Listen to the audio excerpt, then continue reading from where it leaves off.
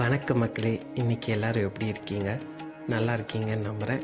இன்றைக்கி நம்ம எதை பற்றி பார்க்க போகிறோம்னா, எடுத்த காரியத்தில் வெற்றி கொடுக்கக்கூடிய வாராகி அம்மாவோட ஒரு மந்திரத்தை பற்றி தான் பார்க்க போகிறோம். வாங்க பதிவுக்குள்ளே போகலாம்.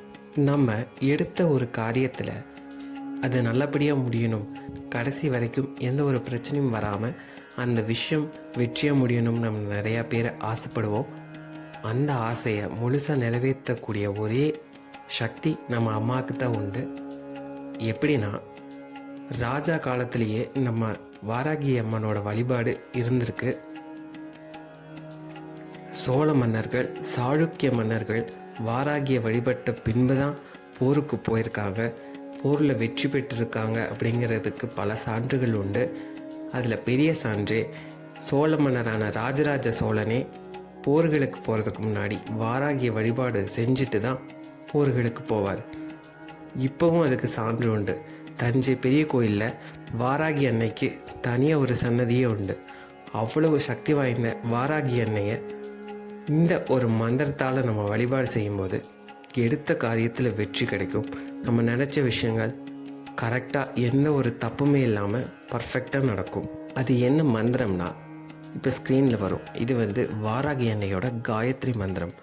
காயத்ரி மந்திரங்களுக்கு ஒவ்வொரு மந்திரத்துக்கும் ஒரு ஒரு வகையான சக்தி உண்டு. அதே மாதிரி வாராகி அன்னையோட இந்த காயத்ரி மந்திரம் எடுத்த காரியத்தில் நமக்கு வெற்றி கொடுக்கக்கூடிய மிகவும் சக்தி வாய்ந்த மந்திரம். காயத்ரி மந்திரங்களை ஒரே மூச்சில் சொல்லக்கூடாது, 5 பாகமாக மந்திரத்தை பிரித்து தான் சொல்லணும். காயத்ரி மந்திரங்களை வார்த்தை பிசகாமல் சரியாக சொல்லிட்டு வரும்போது அதுக்குண்டான பலன் கரெக்டாக கிடைக்கும். இது நீங்கள் எத்தனை முறை வேணால் சொல்லலாம், எத்தனை நாட்கள் வேணால் சொல்லலாம். நாள் கணக்குன்னு பார்த்தீங்கன்னா, நீங்கள் எந்த ஒரு விஷயத்தை நல்லபடியாக முடியணும்னு நினைக்கிறீங்களோ அந்த விஷயம் நல்லபடியாக முடிகிற வரைக்கும் இந்த மந்திரத்தை நீங்கள் உச்சரிக்கும் போது அன்னை வாராகி நம்ம நினச்ச விஷயத்தை பர்ஃபெக்டாக நடத்தி கொடுப்பா. இந்த மந்திரம் தேவியோட காயத்ரி மந்திரம். நல்லா ஸ்க்ரீனில் படித்து பாருங்கள். 1க்கு 100 டைம் நல்லா படித்து அந்த மந்திரத்தை மனப்பாடம் பண்ணி வச்சுக்கோங்க. மந்திரம் தப்பாக சொல்லவே கூடாது. பர்ஃபெக்டாக சொன்னீங்கன்னா தான் அதோட பலன் முழுசாக கிடைக்கும்.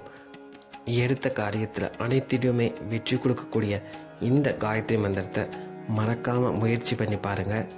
இந்த பதிவு கண்டிப்பாக உங்களுக்கு பயனுள்ளதாக அமைஞ்சிருக்கும்னு நான் நம்புகிறேன். நாளைக்கு இதே மாதிரி இன்னொரு புது தகவலோடு உங்களை சந்திக்கிறேன். நன்றி, வணக்கம்.